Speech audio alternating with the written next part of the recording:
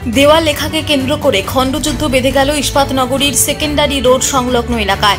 সোমবার সন্ধ্যায় সেকেন্ডারির বাজার এলাকায় তৃণমূল প্রার্থীর সমর্থনে দেওয়াল লিখনের কাজ চলছিল।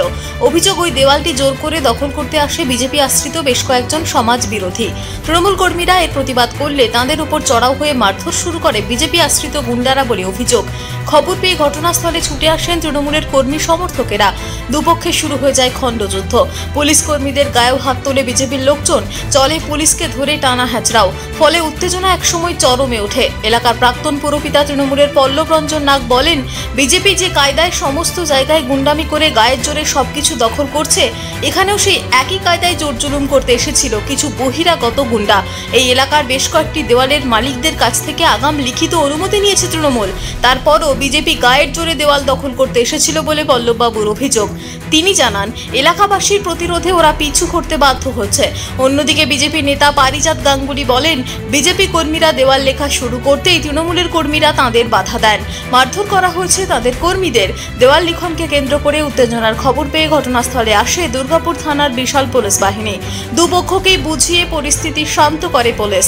বিতর্কিত দেওয়ালটি নির্বাচন কমিশনের পক্ষ থেকে তৎক্ষণাৎ সাদা রং করে দেওয়া হয়। এলাকায় উত্তেজনা থাকায় চলছে পুলিশি টহলদারি। এই সেকেন্ডারি মোড়ে একটা দোকানে দেয়াল ছিল, সেই দেয়ালটা আমরা লিখেছিলাম। হ্যাঁ, অবশ্যই পারমিশন নিয়ে দেয়ালটা লিখেছিলাম, সাইন করা ছিল। সেখান থেকে এসে হঠাৎ করে আমরা জানি যে এরা চুন করে দিয়েছে, দিয়ে টিএমসি লিখে দিয়েছে।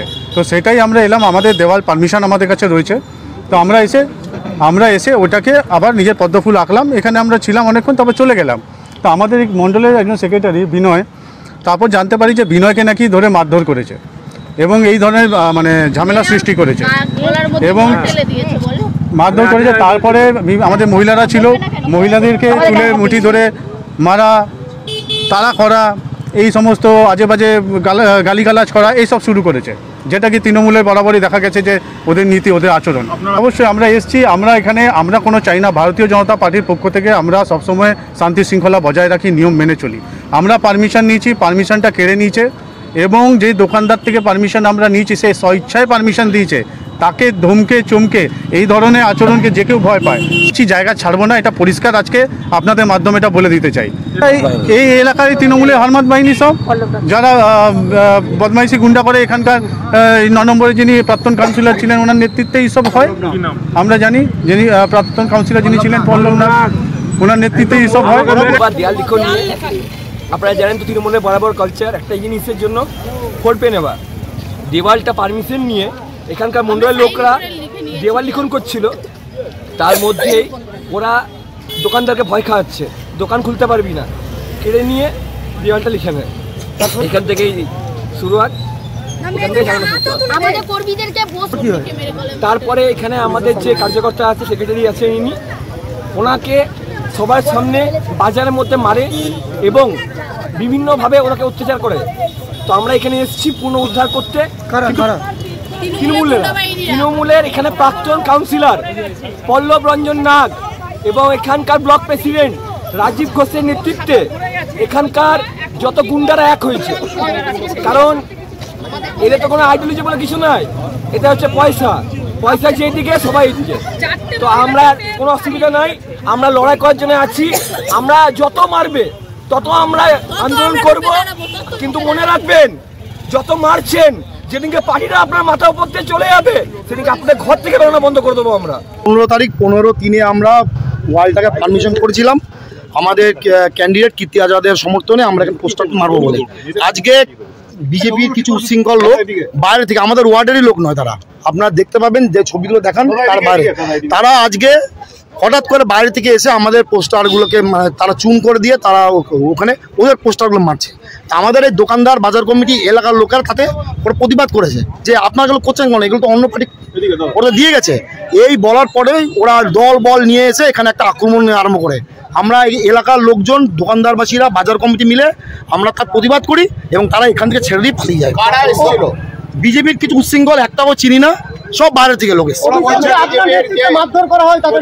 আমরা বিরুদ্ধে এখানে প্রশাসন ছিল এবং ইলেকশন কমিশনের লোক এসেছে। আমরা প্রথম প্রশাসনকে জানাই যে দেখুন আমাদের এই ওয়ালগুলো তারা দখল করে নিচ্ছে।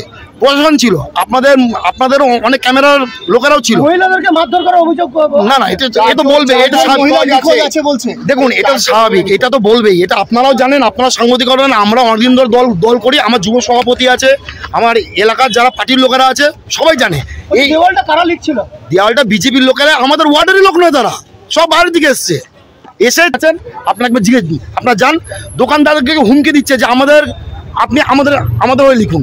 তা আমরা নোংরামি, এগুলো একদম নোংরামি করছে, এবং ওরা জানে যে বিজেপি এখান থেকে হারবে।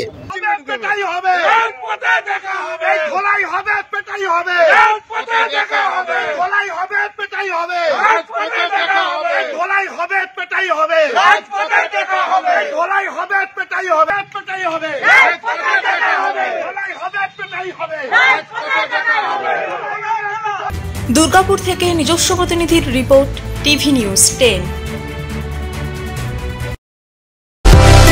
সুলভ সঠিক চিকিৎসার একমাত্র প্রতিষ্ঠান বিবেকানন্দ হসপিটাল। 24 ঘন্টা emergency service, blood bank, trauma care. আপনাদের সেবায় আমরা তৎপর। গুণমান ও পরিষেবায় দুর্গাপুর বিধাননগরের ডক্টর জাকির হোসেন এভিনিউর বিবেকানন্দ হসপিটাল শিল্পাঞ্চলের মানুষের মন জয় করেছে।